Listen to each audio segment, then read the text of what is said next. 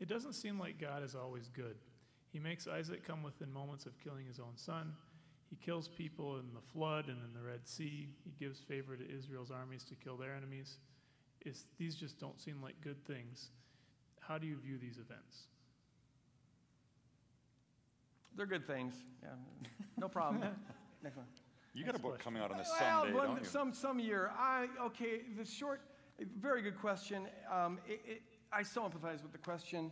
It doesn't look good, does it? It doesn't look good at all. And I've been for, on and off for a number of years, but especially in the last 6 months, just really wrestling with this. I have a website where I have a blog, and a lot of the blogs have been about this. Just thinking out loud, reading different books and kind of just talking out loud about what I'm finding in these books and things of this sort. The short response I'd give here and now, given the limited time we have, would be this. Number one, it doesn't look good. Let's just admit it doesn't look good. We could say that God, has good reasons for it and all of that, which is fine. But the bottom line is it doesn't look like Jesus. This is the real problem I have. It's not just that it doesn't fit my criteria of good. It doesn't seem to fit the character of Jesus, who doesn't slaughter his enemies. He gets slaughtered by his enemies because that's what his enemies need. And the God who commands the Israelites to go and slaughter the Canaanites doesn't look at all like Jesus, who says, love your enemies, never retaliate, never take vengeance, turn the other cheek, and so on and so on. And so putting those two things together is profoundly difficult.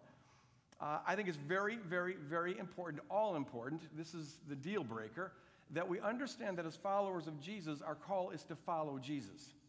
And not put Jesus alongside the nasty stuff of the Old Testament and to say, well, God's partly like Jesus and partly like the nasty God of the Old Testament, but rather to say, no, Jesus is the definitive, perfect expression of God, Hebrews 1:3. He's the Word of God, image of God, form of God. If you see me, you see the Father, and lock that in.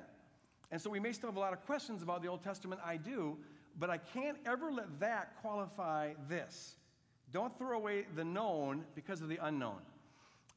And so we're to take our marching orders and our lifestyle from him and trust that God really does look like that. Even Jesus was aware that what he was saying was very different than what was said in the Old Testament. You've heard it said, eye for an eye, tooth for a tooth. The whole Old Testament law is based on this quid pro quo kind of arrangement. Jesus explicitly collapses that.